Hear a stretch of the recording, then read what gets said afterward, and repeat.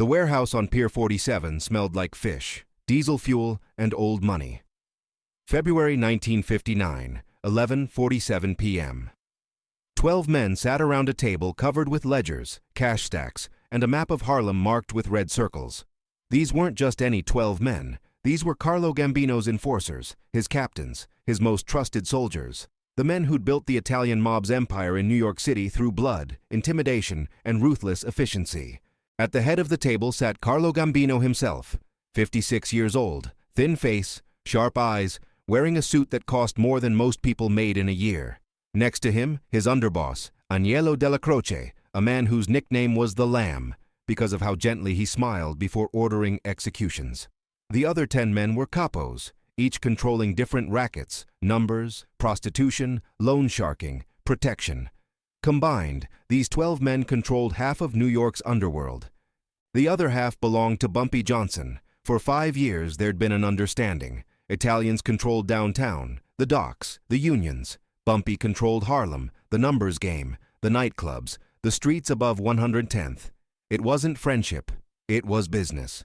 A cold war that stayed cold because both sides understood the cost of going hot.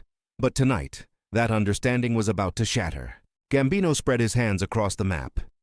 Gentlemen, we've been patient, we've respected boundaries, but Harlem represents 30% of the city's untapped revenue. The colored population is growing, spending more, and we're leaving money on the table. It's time we expanded our operations north. Della Croce nodded. Bumpy Johnson has had a free pass for too long. He's one man. We're an organization. We move into Harlem, take over the numbers, the clubs, the whole operation. What's he gonna do? Fight the entire Gambino family? The men around the table laughed. The idea seemed absurd. One black gangster, no matter how legendary, against the full might of the Italian Mafia. It wasn't a war. It would be an execution. That's when they heard it. Footsteps, heavy, deliberate, echoing through the warehouse. The laughter stopped. Hands moved toward guns. The warehouse door, a massive steel thing that took 2 men to open, swung wide. And there, silhouetted against the dim light from the street, stood Bumpy Johnson, alone. He was 52 years old, 6 feet tall, wearing a long black coat and a fedora tilted just slightly to the left. His face was calm, almost bored. He walked into that warehouse like he was walking into his own living room. No bodyguards, no backup, no weapons visible. Just Bumpy Johnson and 12 men who wanted him dead. The enforcers looked at each other, confused. Then they started laughing. Not nervous laughter, real, genuine amusement. This crazy bastard just walked into a Gambino meeting alone. It was either the bravest or the stupidest thing they'd ever seen. Della Croce grinned. Bumpy Johnson, we were just talking about you. You got some balls walking in here. Bumpy stopped 10 feet from the table. His voice was quiet, almost conversational. I heard you were planning to expand into Harlem. Thought I'd save you the trouble of sending an invitation. Gambino leaned back in his chair, studying Bumpy like a scientist examining an interesting specimen. You walked in here alone. No guns, no men, nothing. Either you're suicidal or you think you're untouchable. Which is it? Bumpy smiled. It was the kind of smile that didn't reach his eyes. Neither. I'm just a businessman who doesn't like people making plans about his territory without consulting him first. One of the capos, a thick-necked man named Sal Marchetti, stood up. His hand was on his gun. You got a lot of nerve, colored boy. You know where you are? You know who you're talking to? Bumpy didn't even look at him. I know exactly where I am. I'm in a warehouse on Pier 47 owned by a shell company registered to Della Croce's cousin. I know there are 2 guards outside who are currently unconscious. I know there's a speedboat docked at the east entrance that you use for quick exits. And I know that in about 3 minutes, you're all going to understand why walking in here alone wasn't stupid. It was a courtesy. The room went silent. Gambino's eyes narrowed. What are you talking about? Bumpy pulled out a photograph from his coat, tossed it onto the table. It slid across the surface, stopping right in front of Gambino. The mob boss picked it up. His face went pale. It was a photograph of his daughter, Maria, 19 years old, walking out of Barnard College. The photo was taken that morning, time stamped. 9:23 a.m. Gambino's hand started shaking. You threatening my family? Bumpy's voice stayed calm. I'm showing you that I know where your family is. Just like I know where Della Croce's wife shops every Tuesday. Just like I know where Sal's kids go to school. Just like I know where every single one of your families lives, works, and sleeps. That's not a threat, Carlo. That's information. What you do with that information determines what happens next. Della Croce jumped up, gun drawn. You son of a bitch. I'll kill you right now. Bumpy didn't flinch.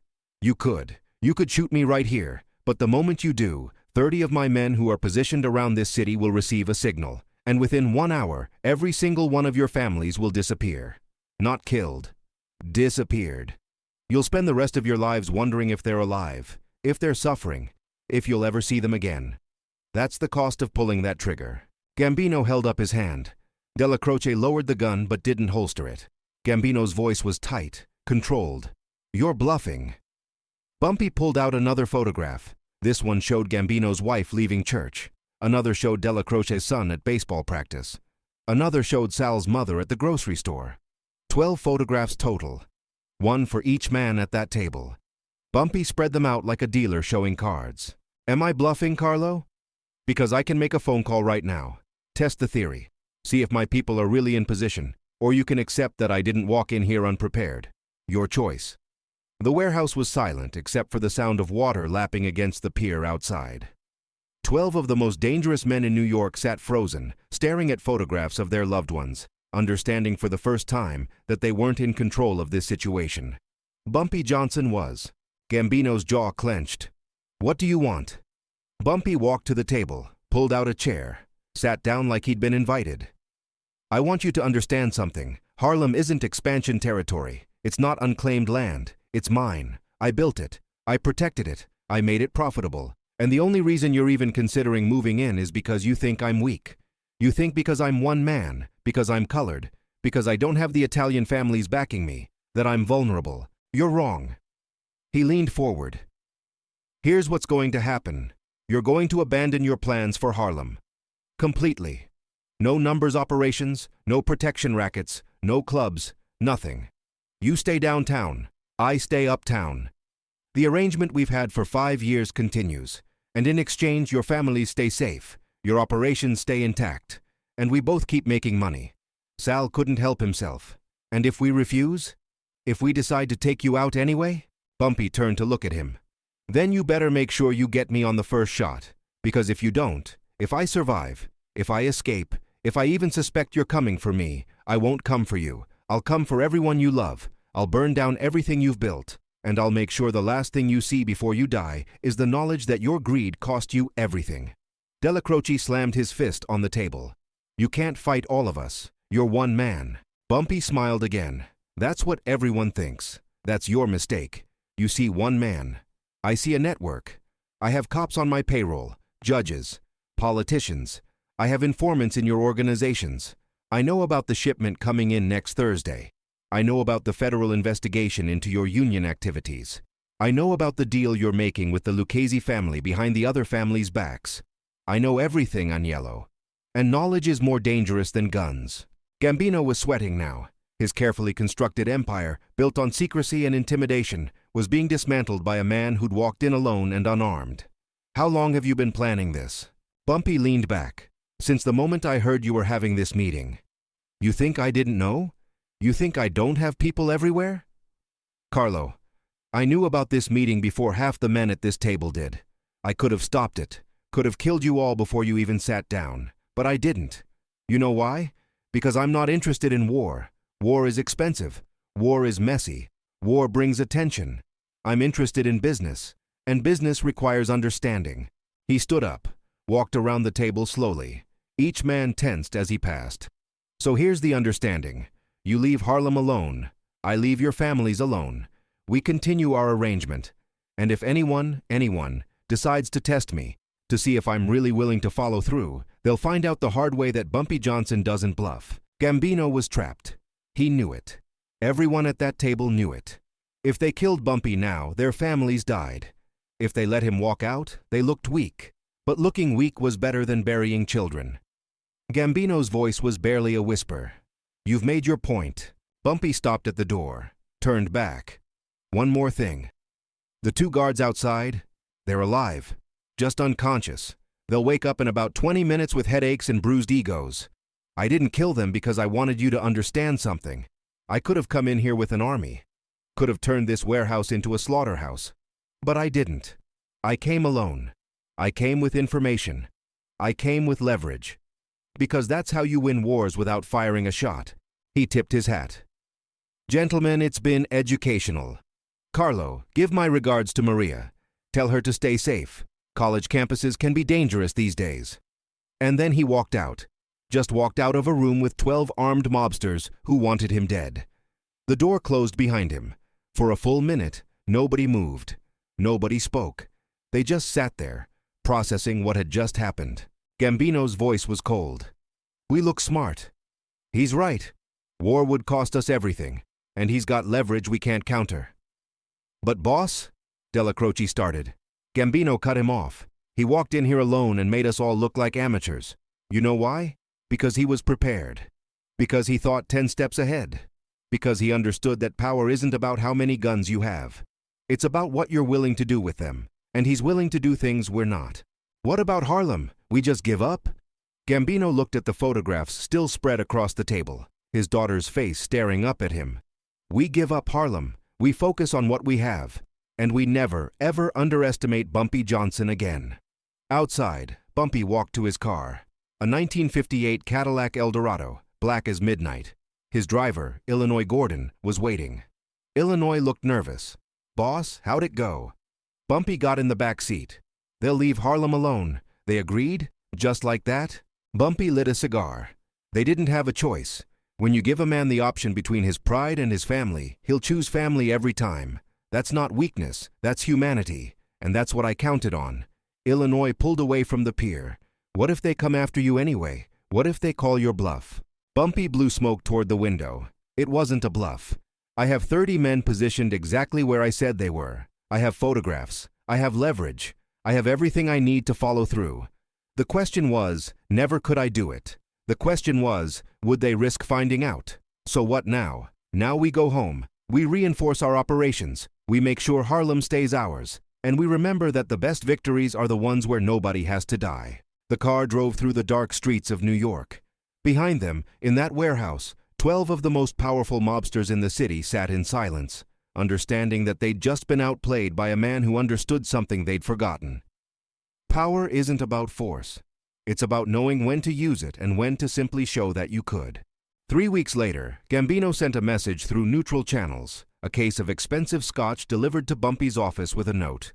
To business arrangements and mutual understanding. Harlem is yours. Stay out of our way. We'll stay out of yours. Bumpy read the note, smiled, and poured himself a drink. He'd walked into a room with 12 armed men and walked out with everything he wanted. No shots fired, no blood spilled, just intelligence, preparation, and the willingness to do what others wouldn't. That's how you win a war in 5 minutes. Not with guns. With leverage. Not with violence. With information. Not with an army. With the certainty that you're willing to go further than your enemy can imagine. Bumpy Johnson had just taught the Italian Mafia the most important lesson they'd ever learn.